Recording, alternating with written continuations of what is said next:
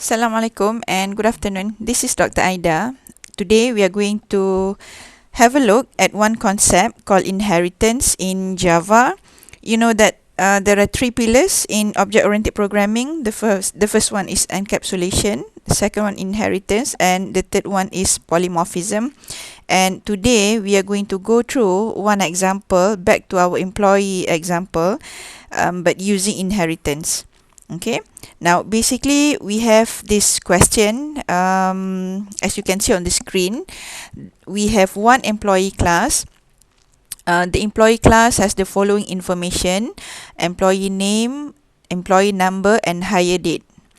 Three instant variables. Okay, now the question says write one or more constructor and the appropriate accessor and mutator methods for the class. That means we know that the employee class has three variables, and all the variables are private because it is indicated by the requirement to have accessor and mutator methods, the setter and getter. Okay, so that is one class. If you see, I already have the class here, but we can come back to that later. The second one, write a class named production worker that extends from the employee class. The production worker class should have field to hold the following information, which is a shift, an integer, as well as pay rate, a double. Okay, so if you imagine this, you have two classes now. I also have production worker class here, but let's try to understand the question first. So we have one class production worker that have two variables, okay, shift and pay rate. But if we think logically, for each worker we need more information. So we need the name, employee number, and hire date, and can be many other things. So in this design, we want the class production worker to only keep these two instance variable, which is shift and pay rate, but it inherits from another class for other basic information. For example, the the name, employee number, and hire date. Okay, so basically we have 5 variables altogether, but we are going to implement in 2 different class. So why do we do that? Because this is part of object-oriented design.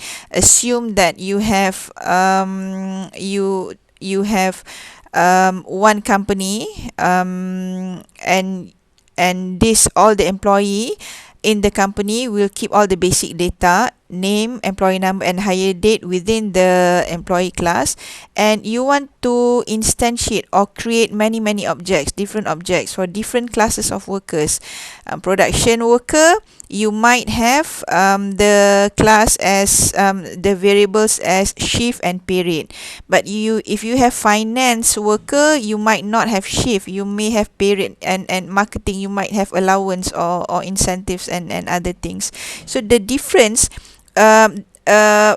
we have to, when we do design, we look at all the variables and we see what can be shared, what are common, and those common we can pull in one super class, one main class that later can be inherited. The variables and all the methods can be inherited from another class or the subclass. Okay, so the idea is that we have 2 classes. One is subclass, another is superclass. Subclass inherits from superclass. So in this example, the subclass is production worker, the superclass is the employee class. Okay, so if we look at the main application class that I have here, what we have is just one line. It is not ready yet, but basically we are doing this example backwards. We are not going to start with the object class, we will start with the application class. If you see in this line, I have production worker, EMP equals to new production worker, and etc. Now what this line shows is that I am creating one object. The name of the object is EMP or EMP. It comes from the class production worker, not the employee, the production worker. And here I'm calling the with argument constructor in production worker. So I will instantiate the object by using the keyword new. So if you notice, in production worker, I am actually sending 5 arguments, which are the name, employee number, hire date, shift, and pay rate. But if you see in the question, the employee class, the production worker class should have failed to hold the following class, which is only shift and pay rate. So that means these 3 variables are actually meant to be sent to the constructor of the superclass. Which one is the superclass? It is the employee class. Because why? Because employee class is the one that holds employee name, employee number, and hire date. So that's a basic idea. Okay, so what will happen when the compiler sees this? When the compiler sees this line, it will go call the with argument constructor of production worker and send these 5 arguments, parameter arguments. Okay, now let's look at production worker. Before we do that, remember this is a very basic and very basic and an easy example, because in the object class, we are only expecting the constructor, and there are 2 constructor: no argument constructor, with argument constructor, and appropriate assessor and mutator. So we are going to expect in the employee class, because there are 3 variables, 3 instance variable, we are going to have 3 setter and 3 getter, 3 assessor and 3 mutator. As for the production worker class, because there are 2 private variables, instance variable, we are going to have 2 mutator, 2 accessor. Okay, and both object classes do not have any methods. This is very basic. Okay, now so back to the compiler. When the compiler calls the with argument constructor of production worker, we go to production worker first. Okay, so in this class, you will see this is an object class of production worker. Why it is an object class? Because it is not a main class. Why it is not a main class? Because it does not contain the main method. This is simply an object class. It contains only the definition of the objects. So if you see public class production worker extends employee, that means this class production worker inherits all the variables as well as methods as well as the methods, including the constructor, from the class employee. Okay, now production worker, as mentioned, has 2 private variables, shift and rate. This is the no argument constructor, this is the with argument constructor. But if you see the purpose of a with argument constructor to actually give values, initial values, when we instantiate, when the compiler instantiate or create the object. So if you see, the with argument constructor of production worker is taking in 5 variables, which only 2 is defined here. Okay, so where does the value, where are we going to send, or where do we set the value of these 3 variables? Now remember, these 3 variables, name, num, and date, comes from the superclass.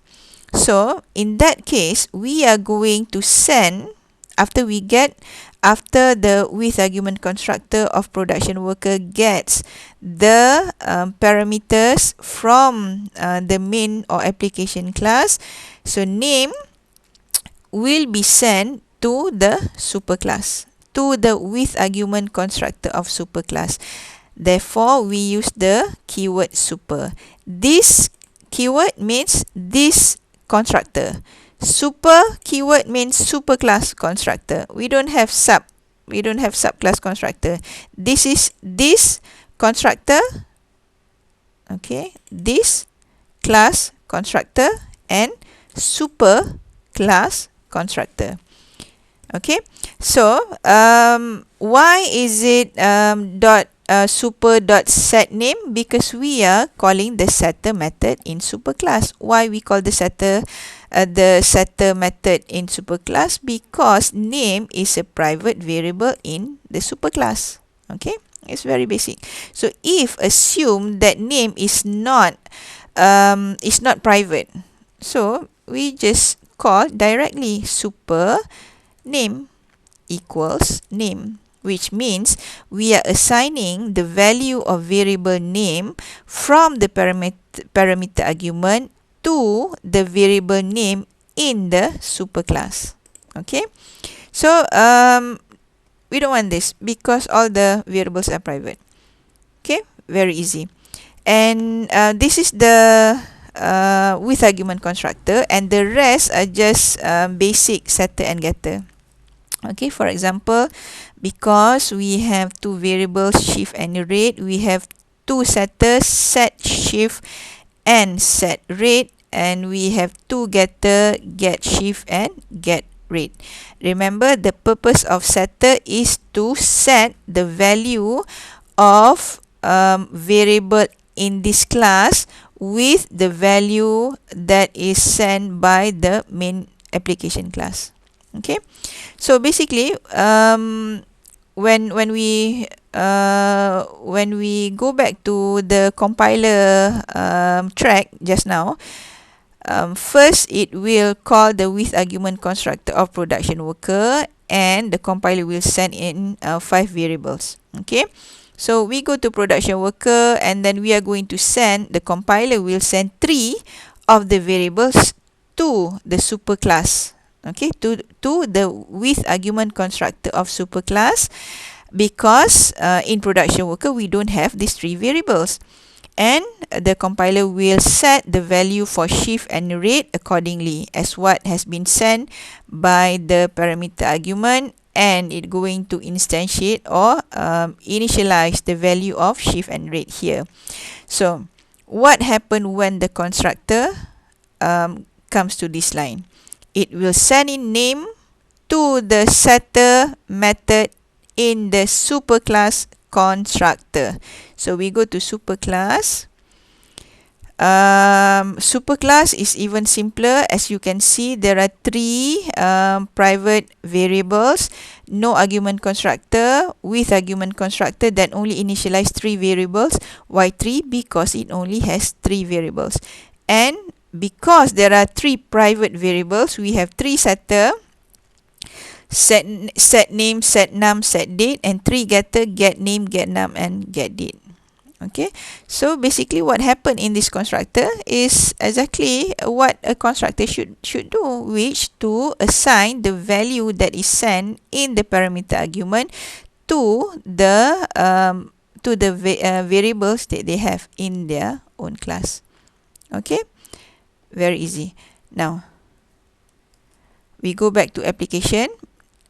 Once the compiler has go to production worker constructor, and before it finishes until this line, it will go to create, to call the superclass constructor of employee first. So what will happen? The constructor chaining comes from main class here, go to production worker, but then the first line is here, which is to set the to instantiate the object of employee class first.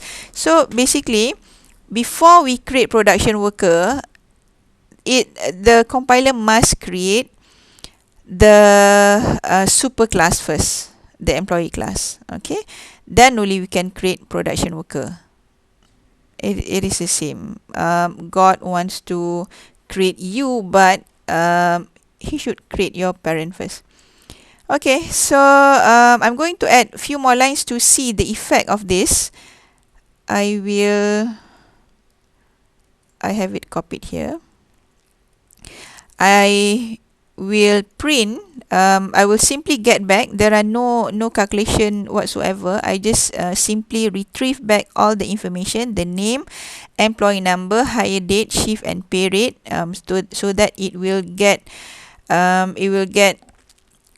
displayed back on the screen. If you see here, emp is my object, and when I want to get name, when I want to print the name, I cannot access like this.